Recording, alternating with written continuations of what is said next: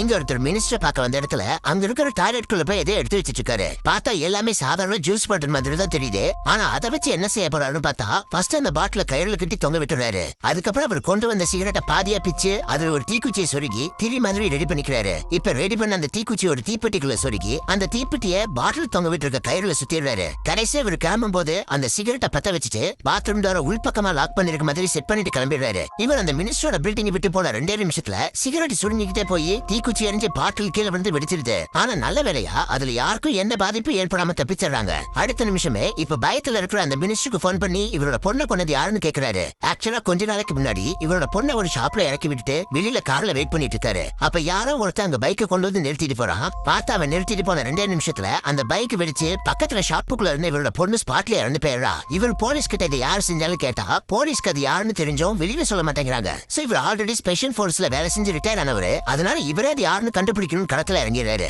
அதுக்காக தான் இந்த விஷயம் தெரிஞ்ச மினிஸ்டர் மீட் பண்ணி யாருன்னு கேக்குறாரு. ஆனா அந்த மினிஸ்டர் எதையோ ஆரம்பத்துல இருந்தே மறைச்சுக்கிட்டே இருக்காரு. சோ திரும்ப அவரை பயமுறுத்துற மாதிரியே அவரை சுத்தி வந்து இதே மாதிரி செஞ்சுட்டு இருக்காரு. கிளைமேக்ஸ்ல தான் அந்த வெடியை வெடிக்க வச்சதுல மாஸ்டர் மைண்டா வேலை செஞ்சது இந்த மினிஸ்டரோட பொண்டாட்டி தான் தெரிய வருது.